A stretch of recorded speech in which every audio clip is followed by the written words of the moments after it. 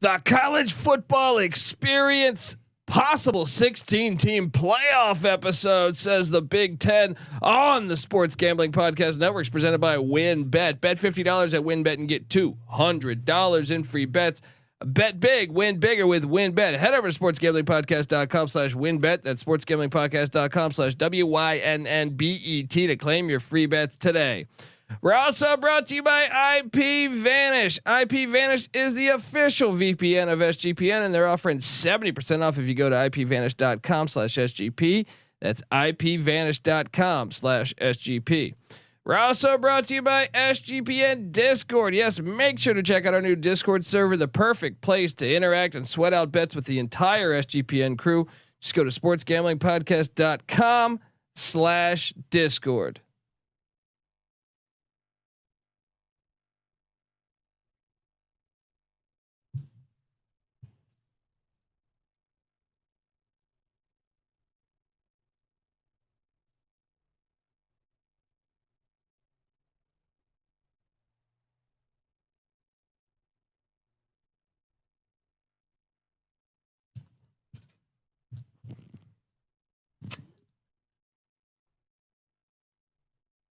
Yes, yes, yes. Woo! Welcome to the college football experience. Possible 16 team playoff episode. Wow. My name is Colby Swinging Database Dan, AKA Pick Dundee. That's not a pick. This is a pick.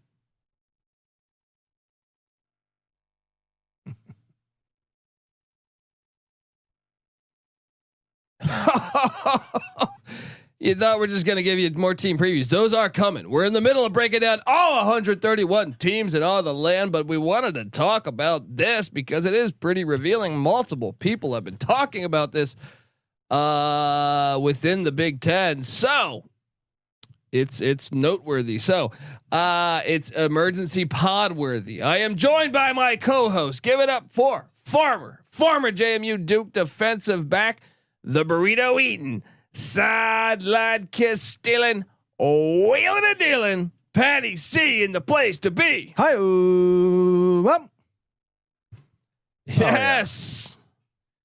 Why not go to 16? I've only been saying this for fucking 40 years. You have been on the forefront of the playoff expansion movement since at least since we started, but prior to that, since the first time I watched a college football game, I said, why is it only matching the top two teams? And who says they're the top two teams? Yeah. Why is it matching number 2 versus number 4? Clear conflict of interest too. Yeah. But Patty C, Kevin Warren, commissioner of the Big Ten, he alluded to a 16 team playoff. Gene Smith, the athletic director of the Ohio State University, he alluded to a 16 team playoff. Barry Alvarez, University of Wisconsin's athletic director and former Rose Bowl champ. There you go. He alluded to a 16 was team Alvarez, playoff. Part of the college football playoff committee at one point. I think he was. Some big names in the room, breaking this they've news. all kind of hinted at this, which makes it makes perfect sense. I know everyone's making fun of the ACC and Pac-12 for not electing for the 12 team playoff. The Big Ten was right there with them, and everyone was dumbfounded by that. But it makes a lot of sense now that Fox brokered that deal, basically to have USC and UCLA join the Big Ten.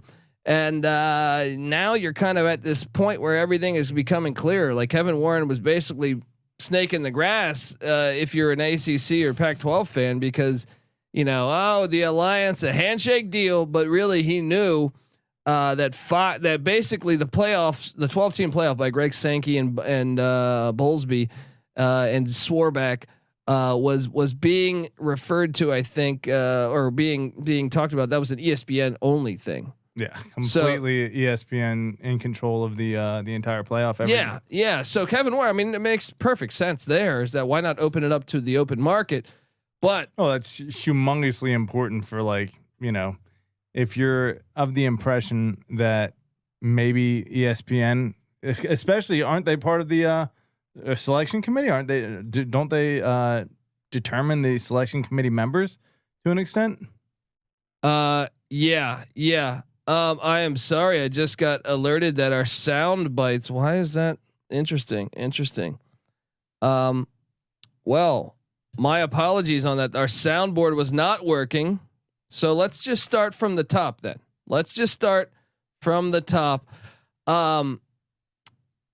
Folks, look, my name is Colby Swinging Database Dan, aka Pick Dundee. That's not a pick. This is a pick. When Dundee happened, he was a superstar.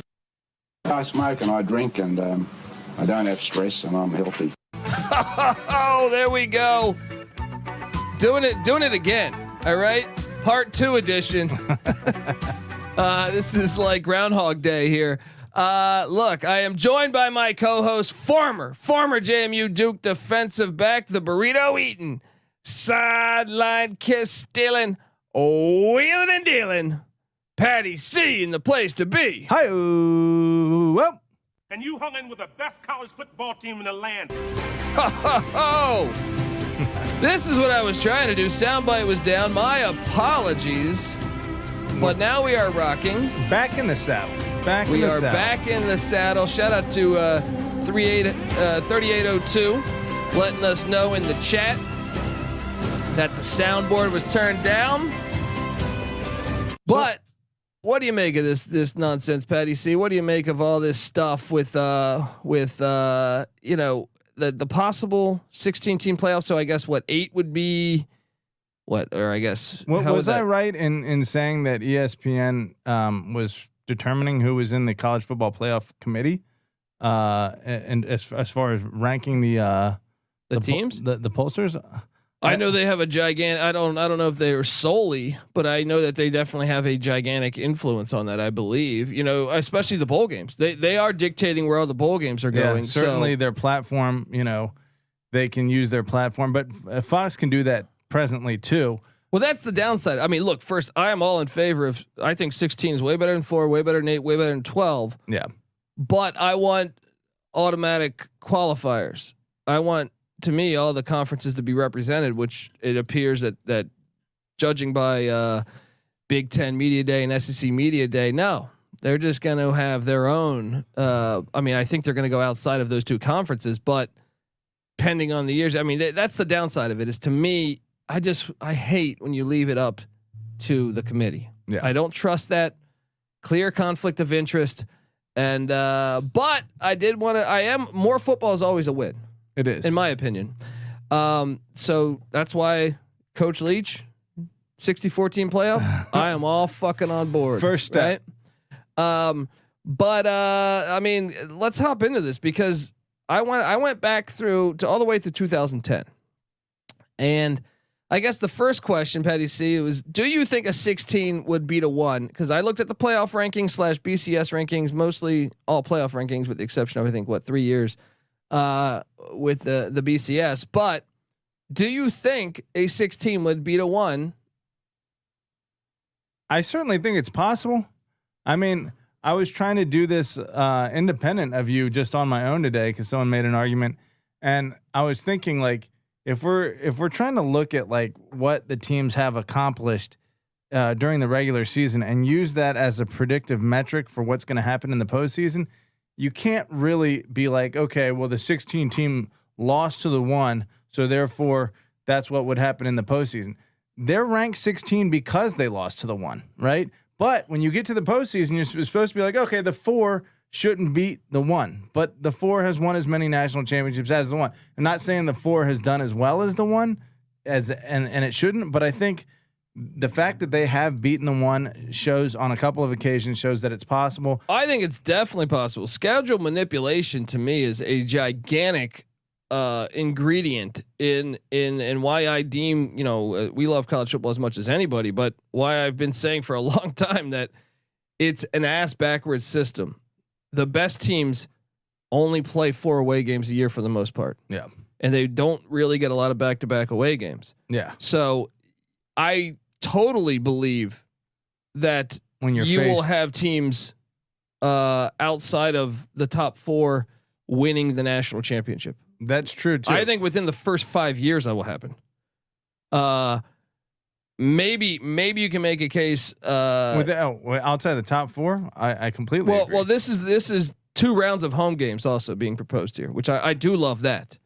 2 rounds of home games. I like that. But I also do think that will be harder for the seeds further back to pull off the win. But I'm going to rattle off the 1/16s that would have happened. So last year we would have gotten Oklahoma at Alabama, Patty C. I think Oklahoma's a live dog. Well, if LSU kept it within 7, if Florida kept it within 2, they should have lost to Auburn. I know that was on the road. If Auburn took them to Overton, LSU was in Tuscaloosa. Yeah, I mean, what did Florida go last year? What was their record? 6-7. 6-7. LSU 6-7. Yeah. Auburn 6-7. Yeah. So all 3 losing teams, and then A&M they lost to on the road. I think if this was there last year, you could have seen a 16 beat a 1. Now I still probably would have bet against it, but I do think Bama was more susceptible last year than most Bama teams. So would not have shocked me if Oklahoma won that game, especially with Caleb Williams playing better each week. Yeah, that's true. 2020 would have been BYU at Alabama. Okay. I think Alabama would have won by probably 28, 35, something like that. 2020? Yeah.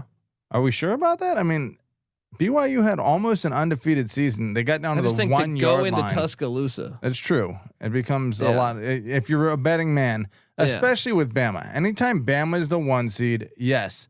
In that scenario, the most talented team in the country being the 1 seed, you're less likely to win that. But in years where Clemson is the 1 seed, like I was looking at this. Okay, I know that Clemson. Let me pull this up, but God damn, this is all over the place.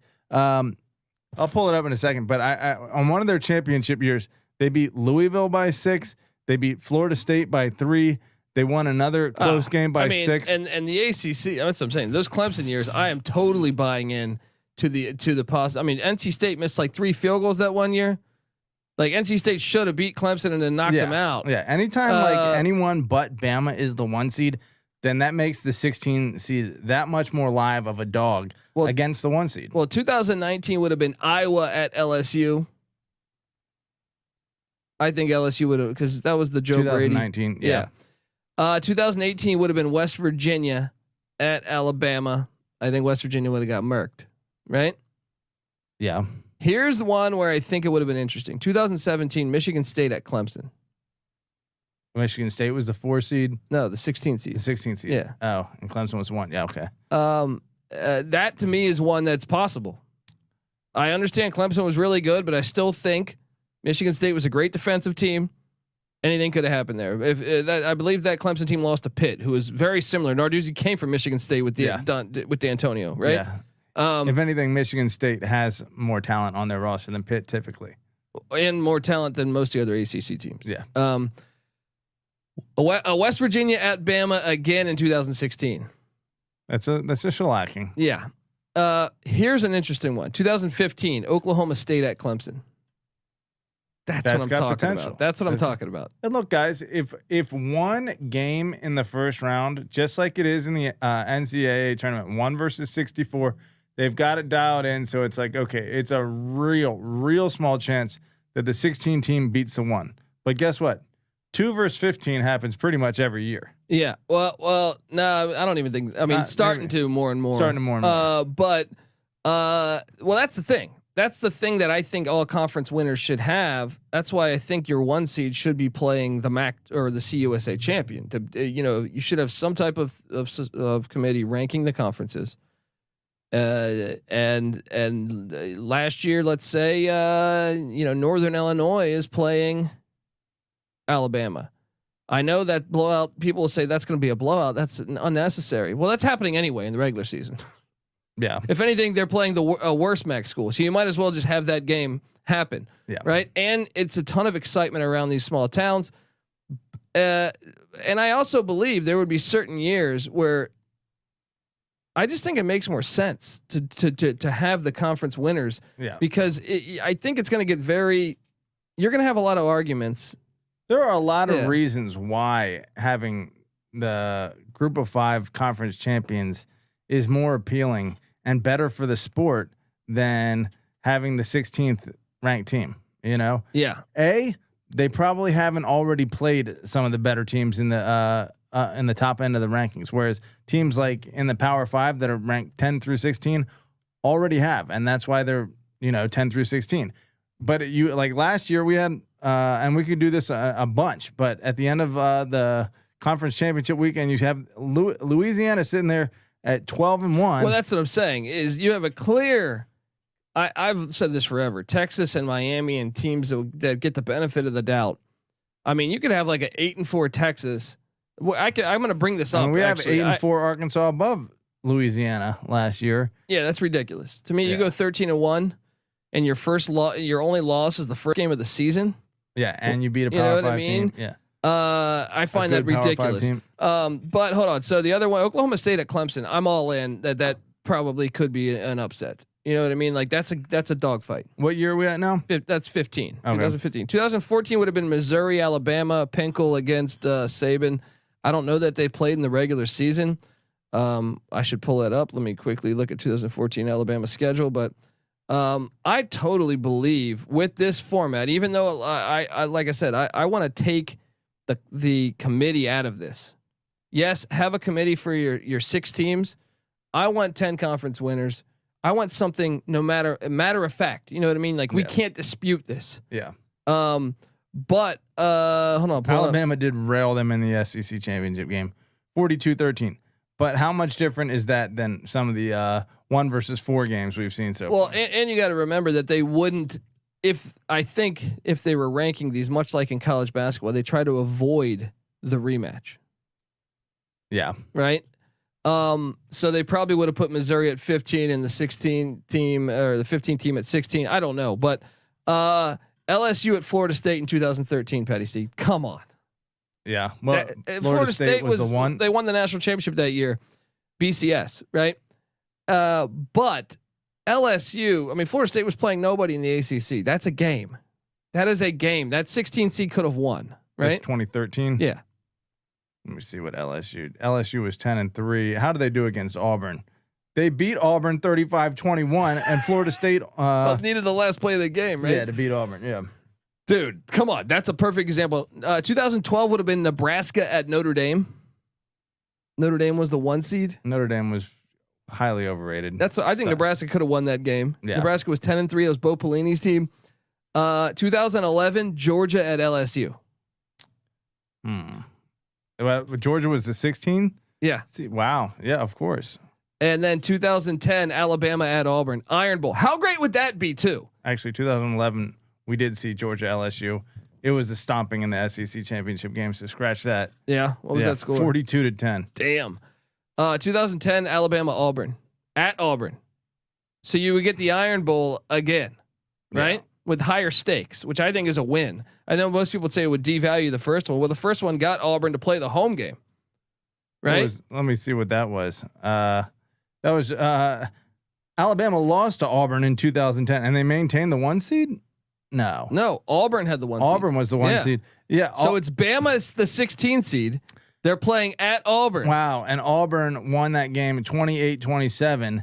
And that was the Cam Newton epic comeback game. I guarantee you. So I'm going to go ahead and say, Patty C, that I think there's a possible 4 or 5 on here of 16s beating a 1. Yeah. So people that think that don't let the 16 team look. If it's one thing if you let in the conference winners, because I think then you'd probably be like, if I had to go through and look at all the CUSA or MAC championship winners and line them up, you're probably gonna take some ass. Probably gonna have those all be ass whoopings.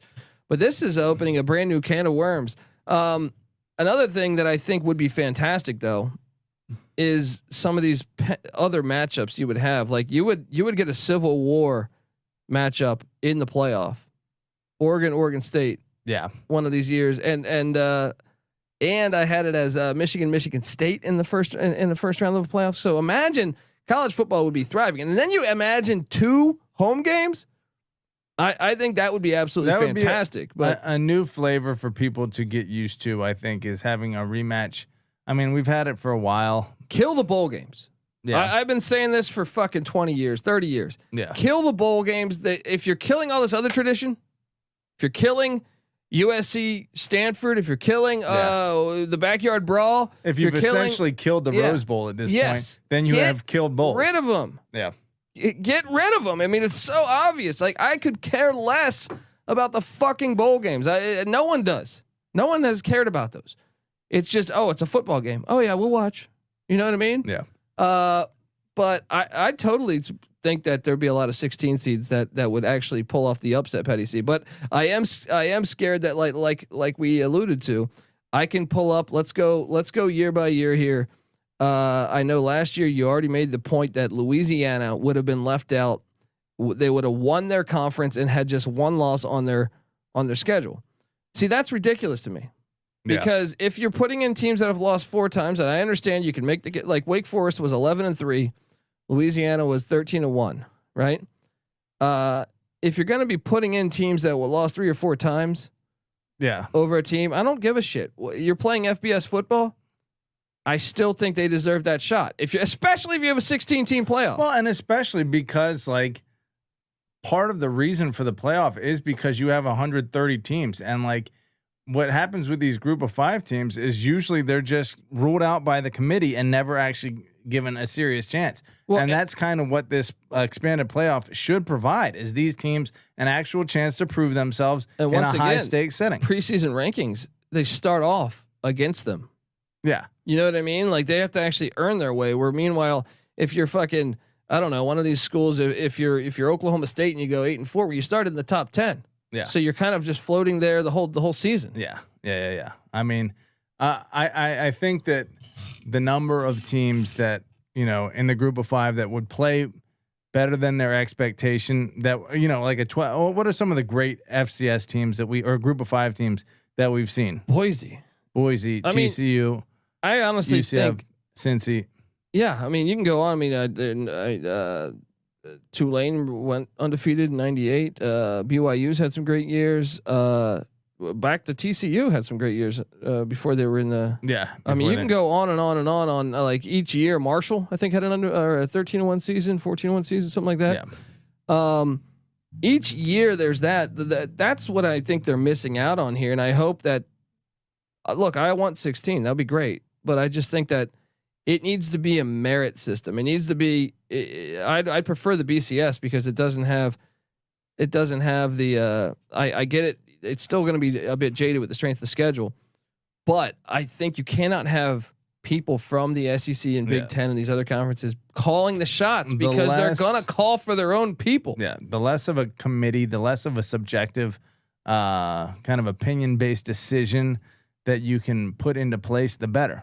Or the more solid of a mathematical system, a mathematically based, a merit based system, as opposed to a subjective system, obviously the better. I just think it's fantastic too, though. If you do go with this, if you had some type of system in play that had some type of rule, like basically saying if you went, you know, if any group of 5 went 13-1 or 12-1, they should get like an automatic bid. Even if you're not going to do your conference, well, here's the thing. But then you schedule lighter, right? Yeah, and now we have another conference coming up. The WAC is coming back. I mean, what happens if we get to 16 conferences? What if these? Well, the WAC is FCS. Oh, they're going to be. They might be FBS. I don't know. It's crazy right now with them. That bunch of teams left, and that's right. They are going to. Yeah. They're basically D2 teams coming up to FCS. Is that what? Yeah, but they're going to join the CUSA.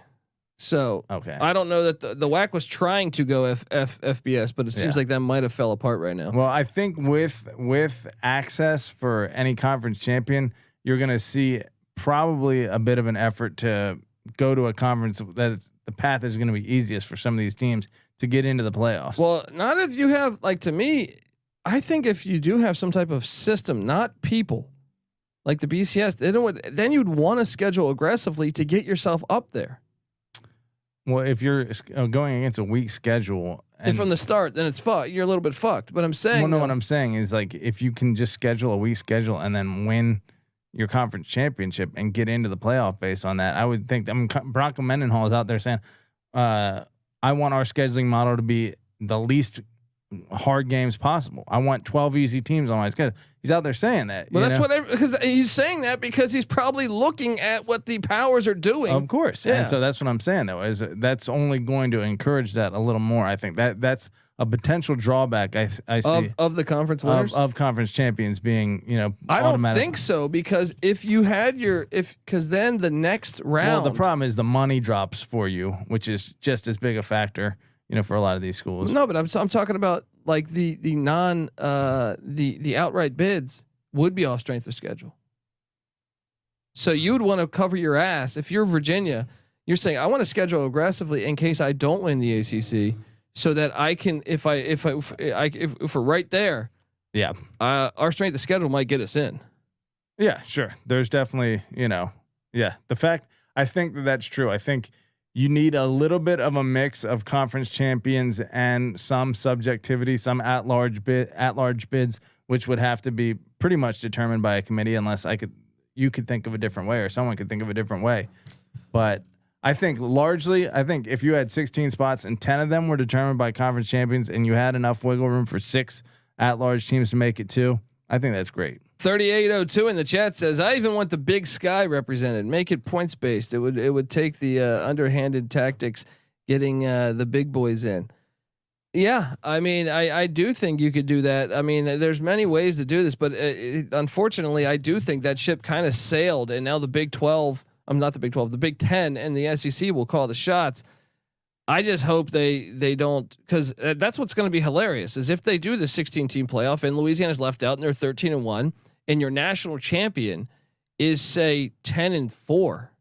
Yeah. Or 12-4. Yeah. Then you're going to say, fuck issues. You. I would, if I were the other schools, I'd say, no, we want a national championship. Yeah. And I think that's what they're going to open themselves up more, which will probably open itself up to more expansion down the road. Yeah. I don't know. I think there's dude, if you go 13-1 and the champion goes, yeah, and you're left out, then you have a pretty big bone to pick. I agree. I think it's bound to happen by adding. We just went through all those. If you don't go conference champions, we just went into all those 1/16s. That's not even the second round. If you go into the second round where they're playing the winner of the 7-8 or the 8-9 or whatever, then you're talking like, okay, let's say Alabama beat Oklahoma last year. Well, then the second game in Tuscaloosa would have been, the winner of Oklahoma State Ole Miss. Yeah. Or maybe that's not the perfect example to use. I'm just saying. Either way, yes. Yeah. The more rounds against higher ranked teams, then yes, the odds that you lose, the 1 seed loses, go up. And the odds that the 1 seed is just, or obviously the odds that a 1 through 4 seed is going to win the championship are drastically reduced by each new team you add. Yeah, and I think that would I don't know. I mean, it would be interesting to shake out George Klavikoff, Patty C. He was asked about the Big 12, and asked if the Big 12 is saying they're open for business, and he goes, well, with respect to the Big 12 being open for business, we appreciate that. We have not decided whether or not we're going to go shopping there. Yeah. Some shade.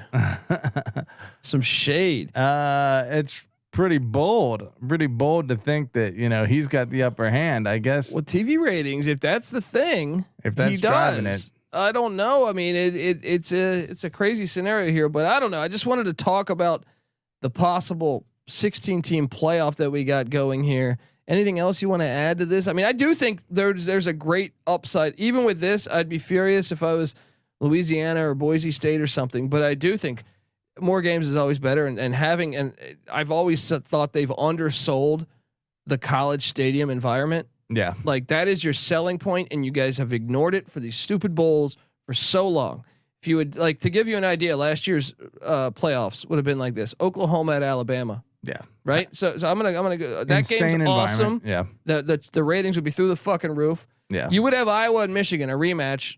They just played in Indianapolis. That game sucked in Indianapolis. I actually think Iowa's chances of beating Michigan are better in Ann Arbor. 100%. So you would have been in Ann Arbor, which probably a better game. But a lot of times I do like a rematch. I'm not like, I feel like most people say, oh, we saw that game. I think it adds an element of like, hey, can we correct these things? Yeah. I mean, we saw and a rivalry Georgia versus stronger. Alabama last year. Yeah. The rivalry gets stronger.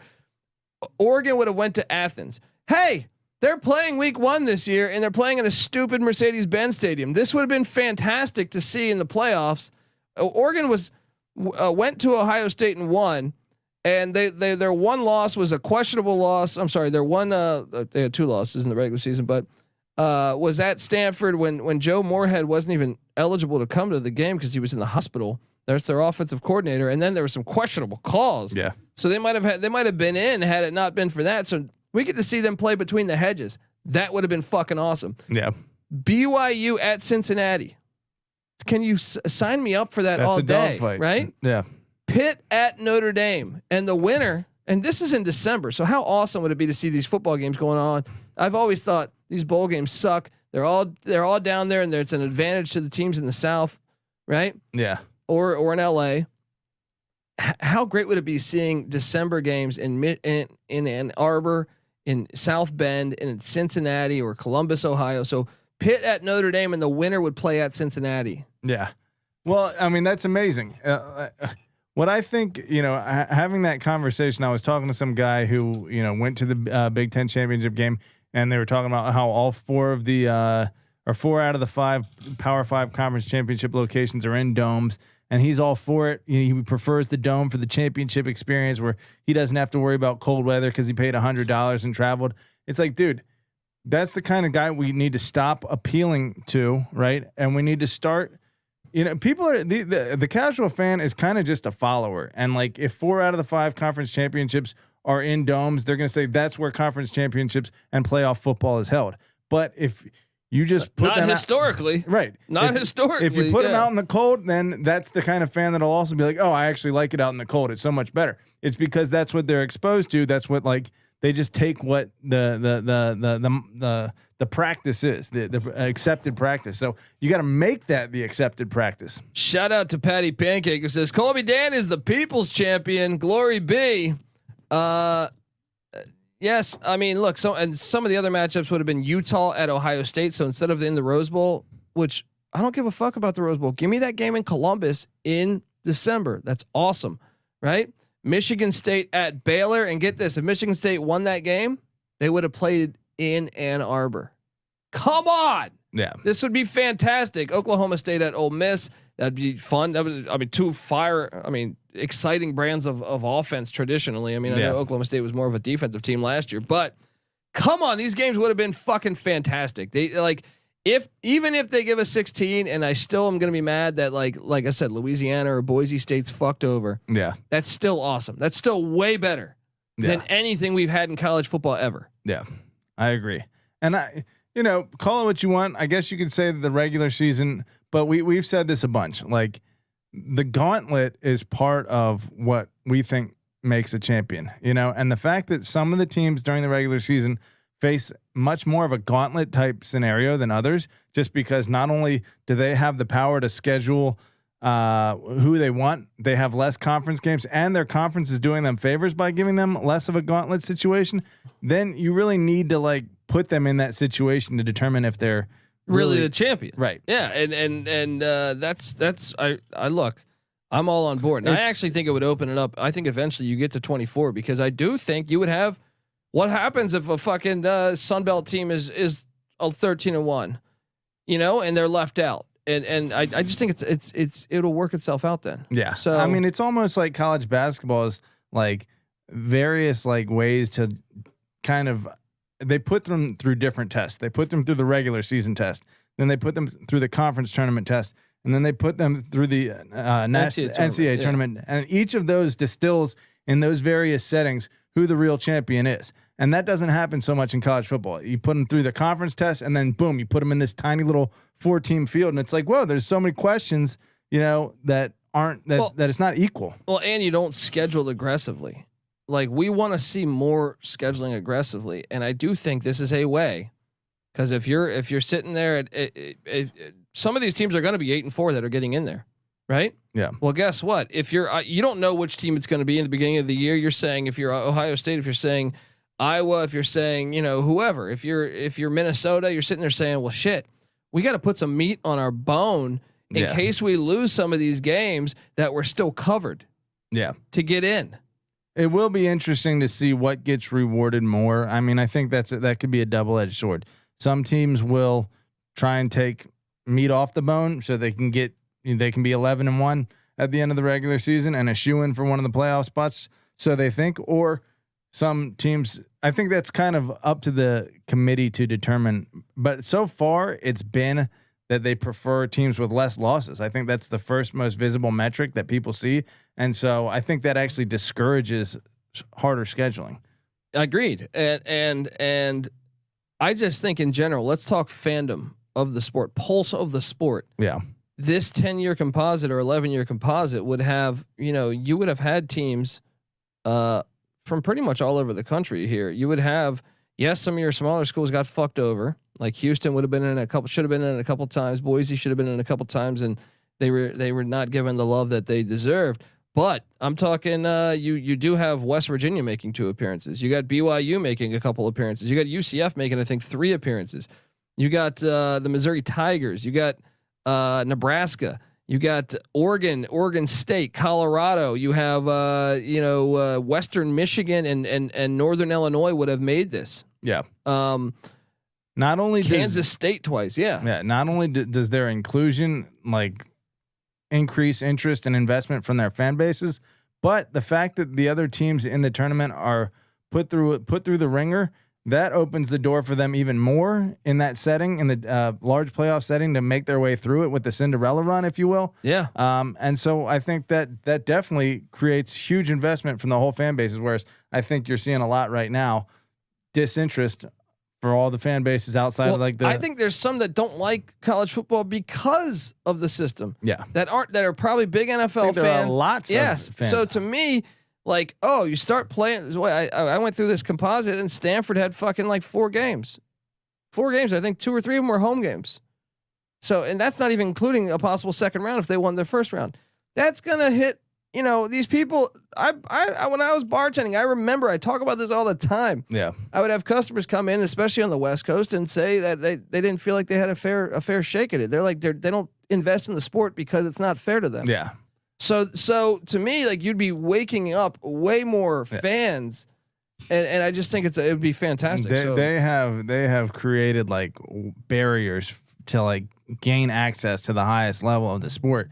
That the effect of those barriers is that it creates disinterest. Yeah, well, it's got a little NASCAR to it, in certain pockets of the country. Yeah. You go to New York City. I mean, shit, I've gone to New York City doing stand up and stuff, and no one really gives a fuck about college football. Yeah. You know what I mean? And I think you open up, not that a team is represented in New York City from here, but still, if Rutgers got in one year, which they wouldn't on this composite, but yeah, in general, I think to enter to just be a fan from the outside, if you saw the fairness, then you would say, hey, yeah, and it doesn't even have to be what you did during the playoffs. It could be you're sitting there at number 20 and it's week 10. That game is now interesting to you. Whereas currently it's not interesting. Yeah. If you're a fan that wants to see your team go to the national championship, you're not interested if your team's already out. So, and I also think by doing this, by announcing these things, Barry Alvarez and Kevin Warren and Gene Smith, I do think, with the exception to Notre Dame, it means they are secure in expansion, because why would you negotiate your TV contract with Fox if you knew you were going to add more teams? You wouldn't. That is why I think it means, unless it's Notre Dame, I think that's the one thing, the one giant that could change everything. But I do think with this happening and Fox dictating the UCLA and USC moves, you're saying that's an indicator that expansion is almost certainly going to happen? No, I'm saying it's not. That expansion one. Because why negotiate the contract now if Stanford? You're talking about playoff expansion or conference expansion? Okay. Stanford or Cal and Oregon and Washington, they've already been calling the Big Ten. All it would take is the Big Ten to call them, and they would like, please take us, because that's a substantial amount of money. Yeah. Well, guess what? They would have already done that, and they would have already negotiated that. With Fox calling the shots and saying you take USC and UCLA, well, they would have already done it. So I think it tells us that they're not expanding unless it's Notre Dame.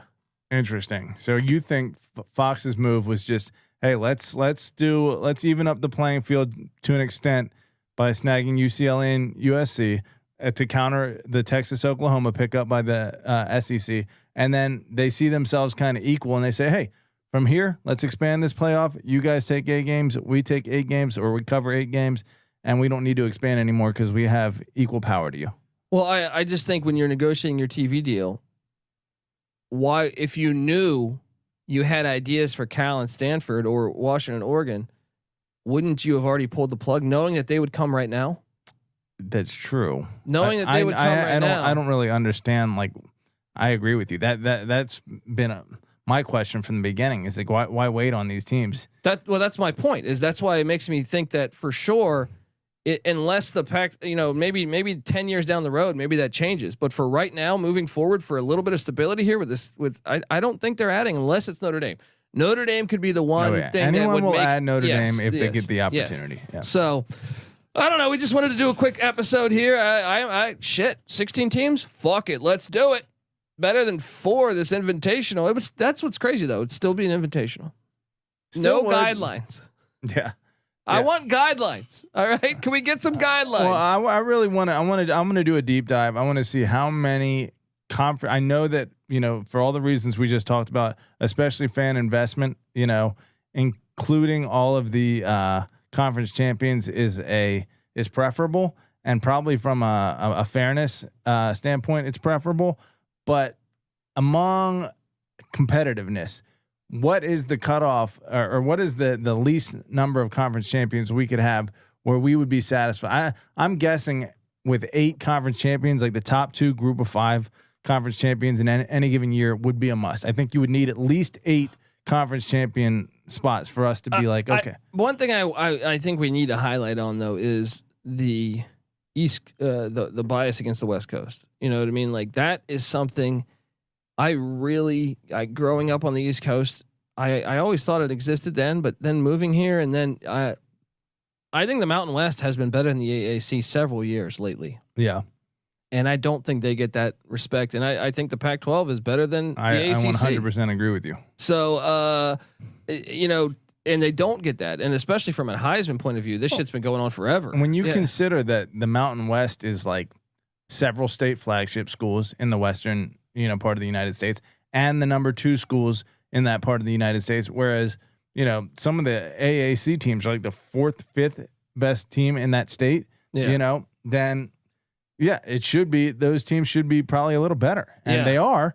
They just don't get the that's what I'm saying, and that's the scary thought about this moving forward is the conflict of interest. And even though 16 teams, more playoff games, that's what we want. Shout out to Matty Ice, says love the hat, Patty C. Boom. All right, folks, subscribe to the College Football Experience because we are talking college football year round, each and every year. And look, I mean, this was kind of an emergency pod. Back to the 131. Hopefully, you listen to the Oregon Ducks and Notre Dame preview. We got some other ones. Obviously, we're going through them all this summer. 131 teams, 131 podcasts. Your team, if it hasn't already dropped, it's coming. So subscribe, tell a friend, subscribe on YouTube to the College Football Experience, people. All right. Do us a salad. And also remember, subscribe to the College Basketball Experience. Man, I was looking at college basketball schedules earlier today. I'm getting excited. Yes. Only a couple months away. I think like 105 days or something away from college basketball. Subscribe to the College Basketball Experience. We're always plotting and planning over here. Subscribe to the Sports Gambling Podcast as they continue to go through all 32 NFL teams with the solo podcast. They're about to get me excited for the NFL this year. There you go, Steel City. All right, boom. Get one of those Steel City beers. You ever had one of those? Steel City Reserve, is it? Yeah, man. Those are, when you're a broke comic doing Pittsburgh, that's what you do. Drink a little piss. Yeah. There you go. Drink a little piss, right? R. Kelly said that, right? Come on. All right, folks, subscribe. If you can, go to Twitter and give us a 5-star review. If you do that, take a screenshot. Find me on Twitter at TheColbyD, or find the College Football Experience on Twitter at TCE on SGPN. It will send you a College Football Experience T-shirt. It will look like that if you're watching on YouTube.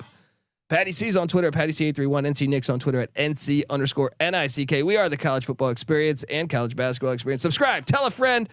All right, Patty C. Until this 16 team thing getting me excited though. I will say that. Look at this guy. He's finally, you finally made him a little happy here. A little bit. I'm like Brian Kelly. I'm getting excited for me and my family. All right. All right, folks. This is the College Football Experience. You better start thinking about yours. And we out of here.